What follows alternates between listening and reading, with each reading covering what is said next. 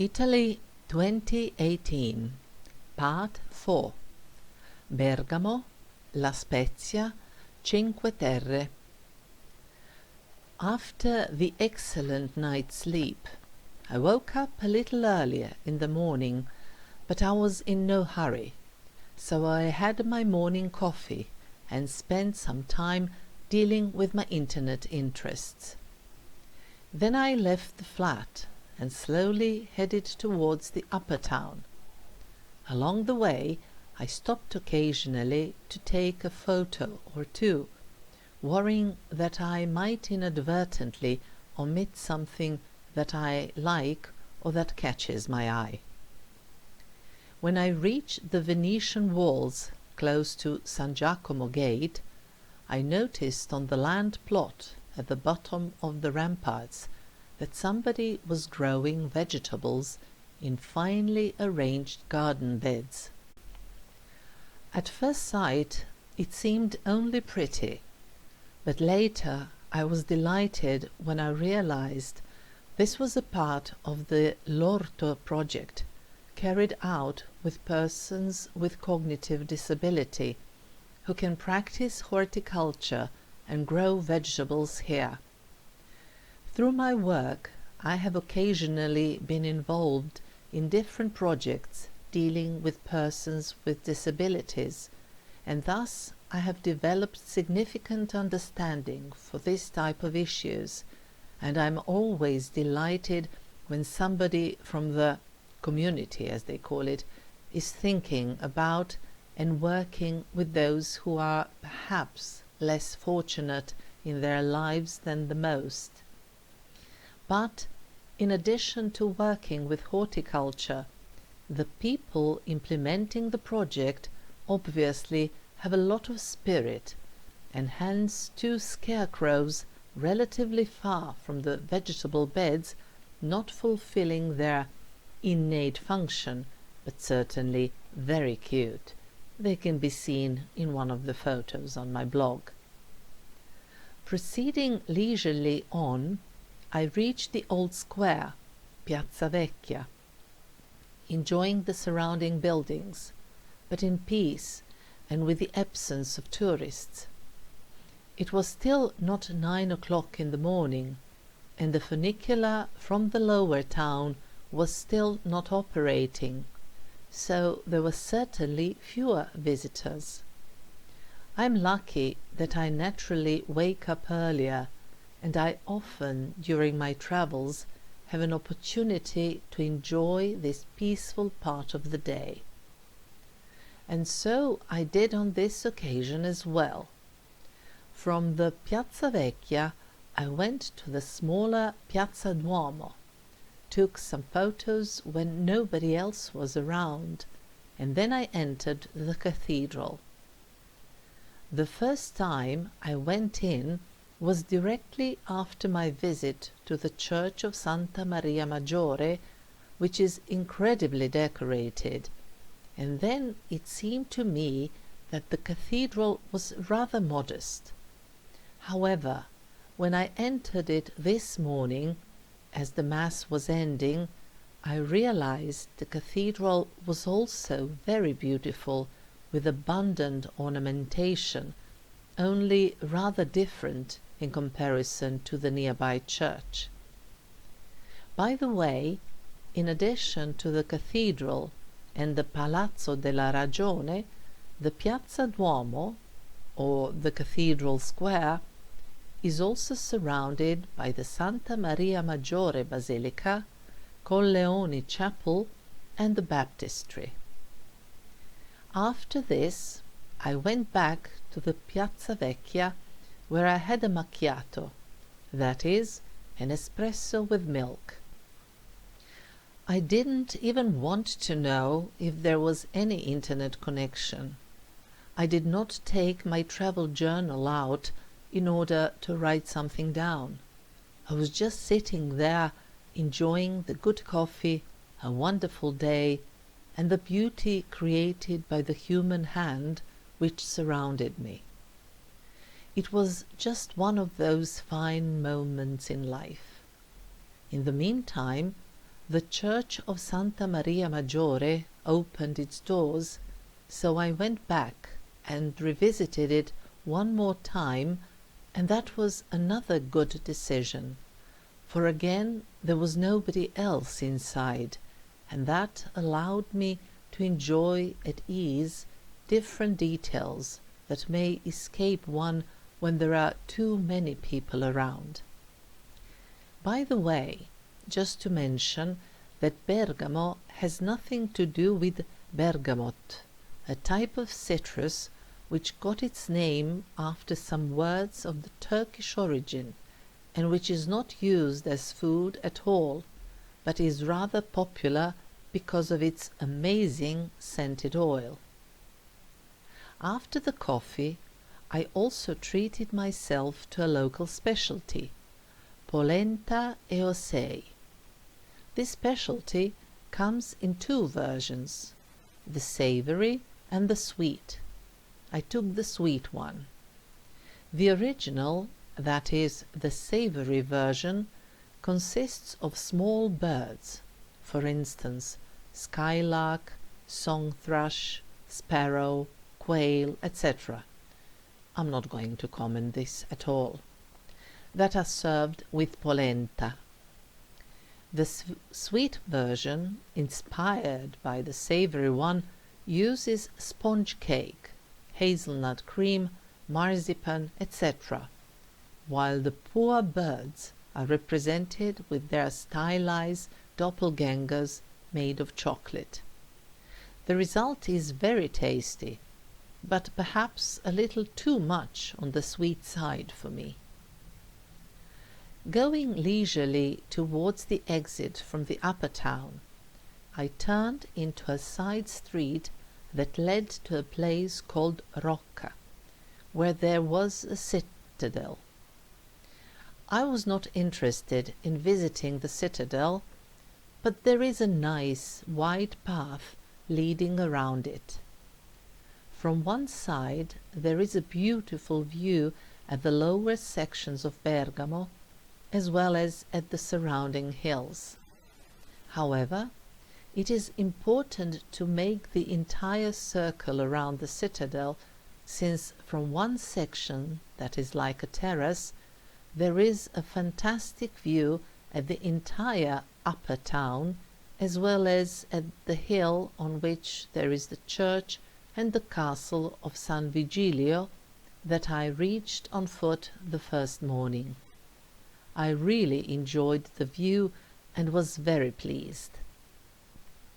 Still, at some point, I just had to leave, went back to the flat, packed up and refreshed a little, and then headed to the railway station, since that day I was transferring to La Spezia, a town on the shore of the Ligurian Sea.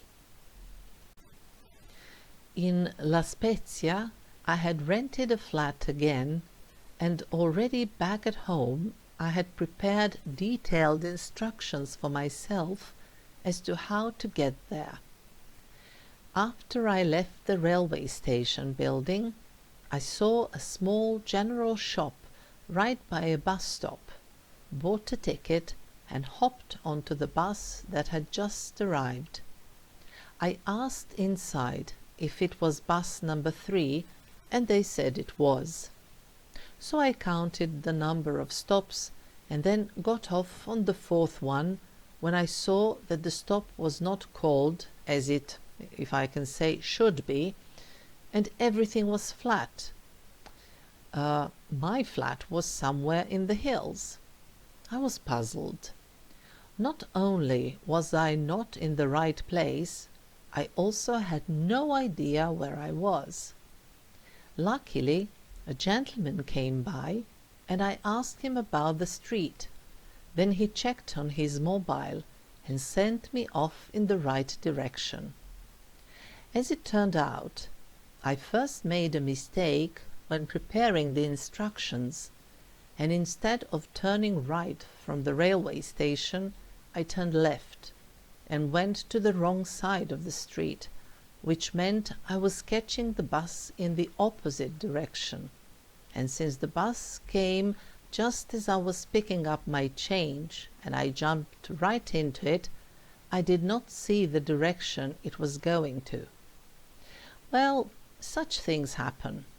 So I bought another ticket, went into a bus that was going in the right direction this time, and was soon in the flat, which appeared at first glance to be a little too far from the centre, but I was actually very pleased with its position.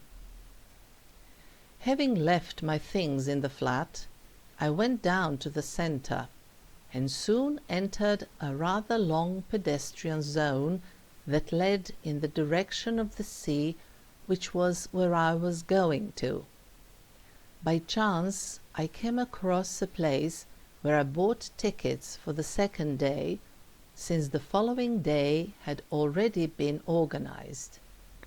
Namely, La Spezia is the main starting point for visiting the now famous and extremely popular tourist destination Cinque Terre.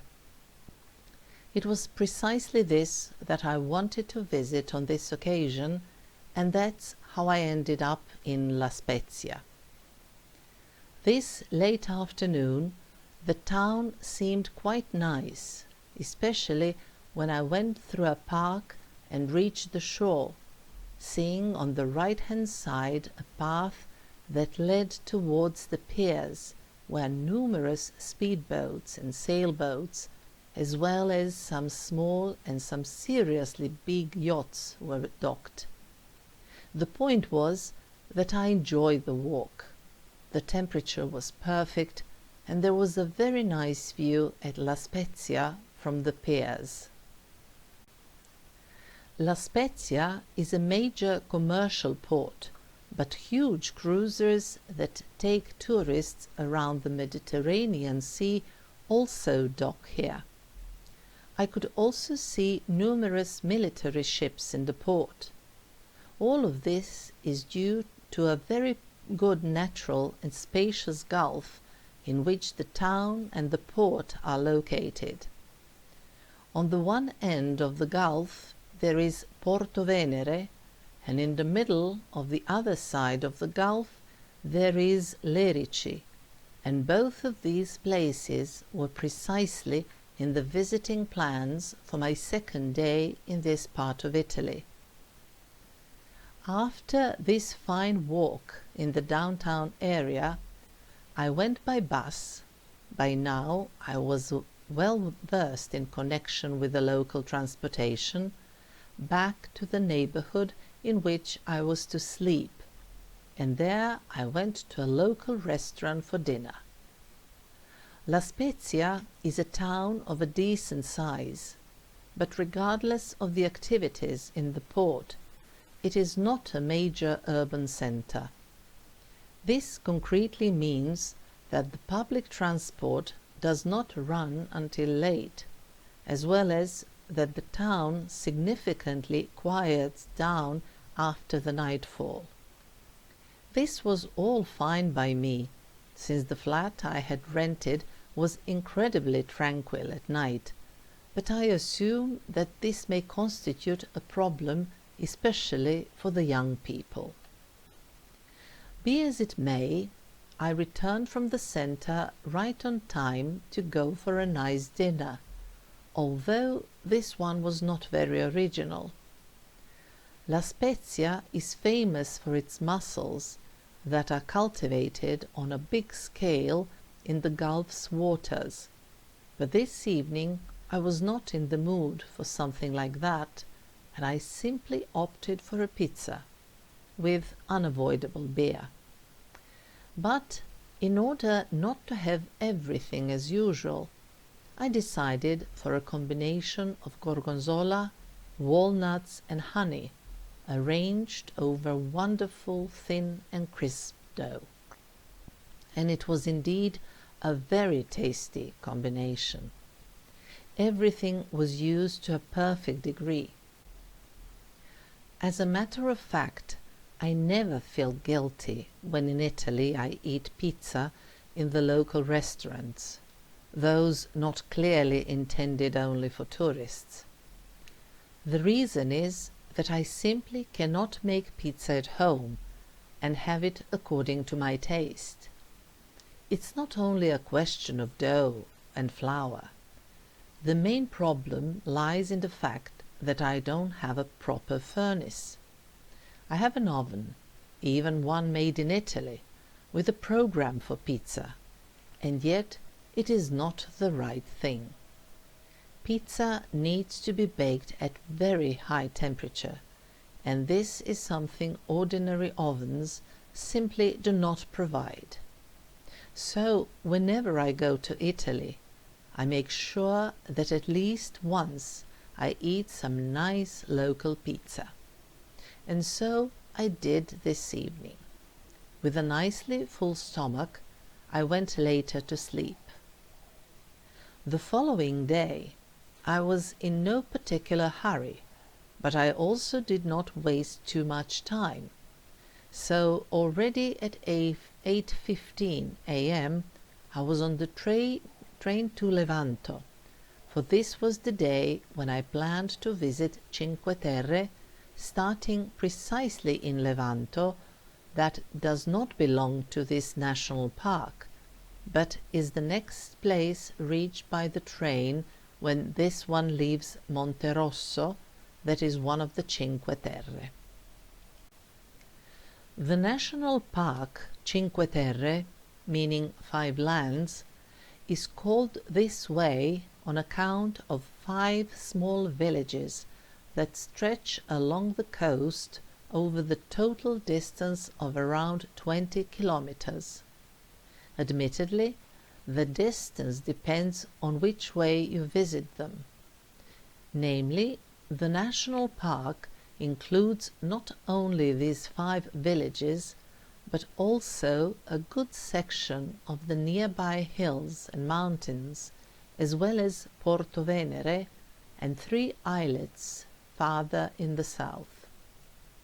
There are numerous trails, and it is probably possible to spend a dozen days walking along these trails, sleeping in one of the 5 main villages or in some of the different accommodations throughout the park. Or it is possible to visit all 5 villages in a day, as I had decided to do. Originally, I had in fact planned to spend 2 days visiting the Cinque Terre National Park, thinking mainly of these 5 villages, but in the meantime I had changed my plans and had only 1 day for the villages.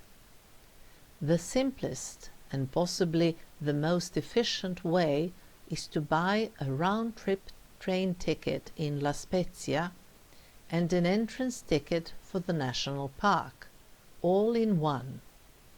Namely, in each village there is a railway station, and the local train makes a stop in each one of them. So, with the daily ticket, the ticket may also be valid for 2 days. You practically go from a village to a village in any order you like. It takes less than 5 minutes to transfer from one to the next. The village that is farthest from La Spezia, in the direction of Genoa, that is, towards the northwest, is Monterosso al Mare. Then come Vernazza, Corniglia, Manarola, and Riomaggiore. From Riomaggiore to La Spezia by train it takes less than 10 minutes.